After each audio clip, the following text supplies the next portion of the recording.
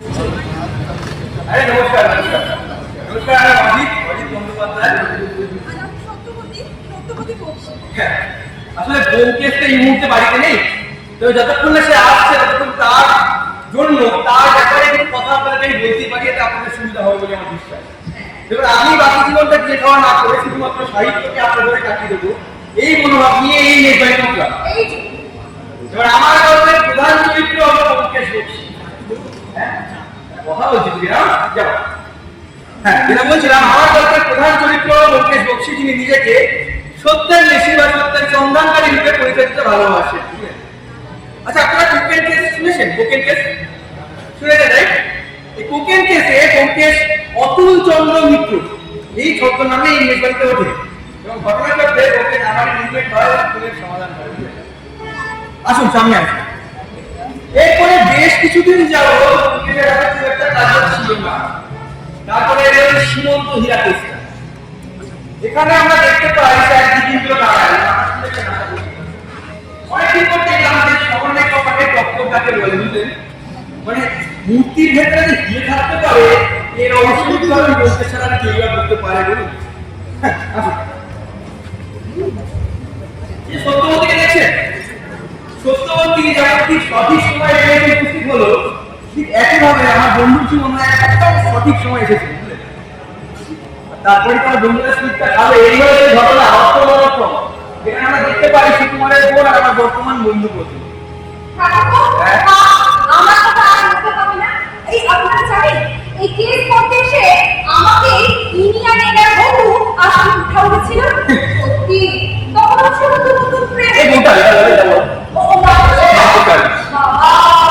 সে একটা কেস এসেছিল মশা।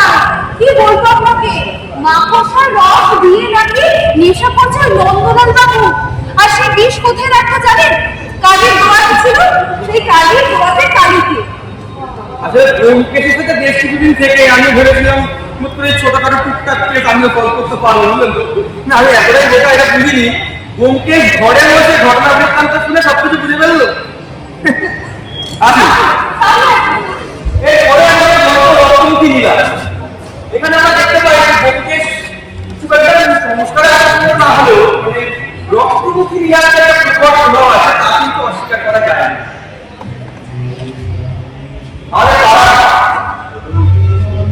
আসলে ওরা হাতটা ছুটি গেছে, সেই কারণে ব্যোমকেশ কদল করতে লেগেছে। আসলে সামনে এরপর দীর্ঘ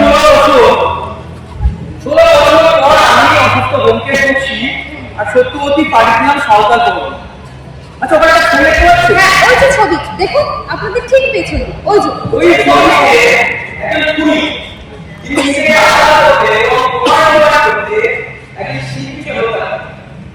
এবং এই ঘটনায় একটি বিয়েকে হয়তো সমাজ গুরুত্ব দেবে না, কিন্তু আমার বন্ধুর মনে কিন্তু খুব একটা কুটনি ছিল না। আসুন এবার এদিকে আসুন।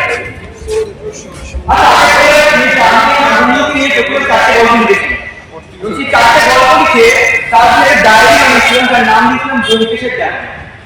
এই ব্যোমকেশের ডায়েরিতে আমার প্রথম গল্প ছিল অধ্যেতা। সেই গল্পটা আসলে প্রথম মেঘালয় এই গল্পটা দেখতে পাই সংবাদপত্র, যার নাম ছিল দৈনিক কাল।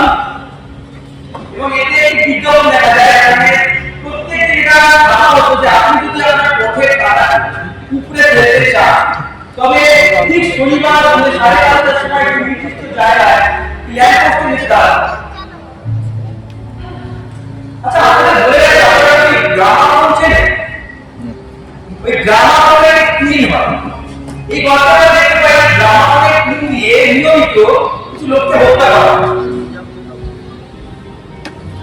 এই গল্পটা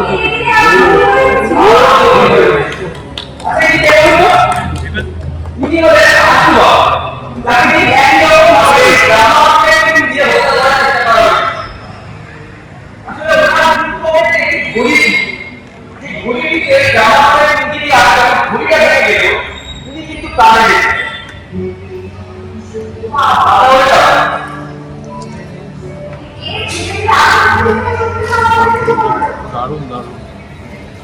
এবং এই এই নারী তার সমস্ত সম্পত্তি দিয়ে যাবে পরিকল্পনা করেছিলেন, কিন্তু এই আত্মহত্যার এর একটি অবৈধ সম্পর্ক ছিল। এই নারীও একটু অবৈধ সম্পর্ক ছিল। যার সাথে এই অবৈধ সম্পর্ক ছিল তিনি কে জানেন? এই আশুবাবুকে ইতি এবং আশুবাবু স্বয়ং এরা যদি পথে কাটা ছিল। আপনারা সামনে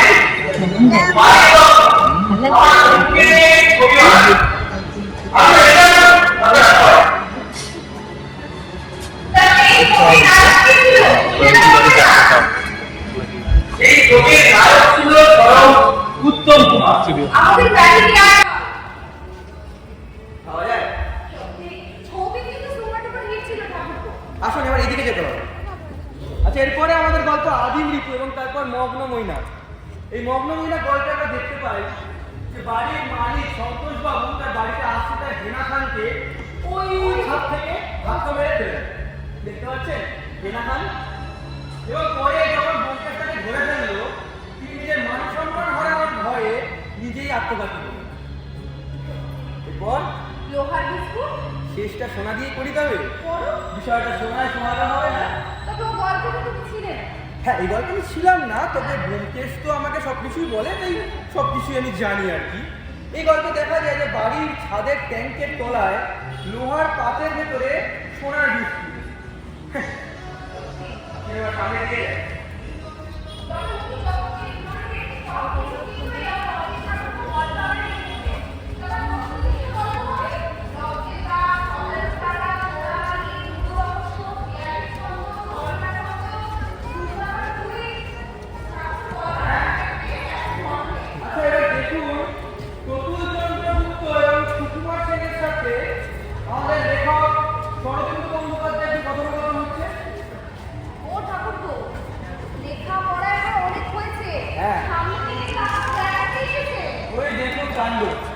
মানে আপনাদের সাথে কথা বলতে বলতে স্বয়ং ব্যোমকেশ বক্সী এসে হাজির হয়।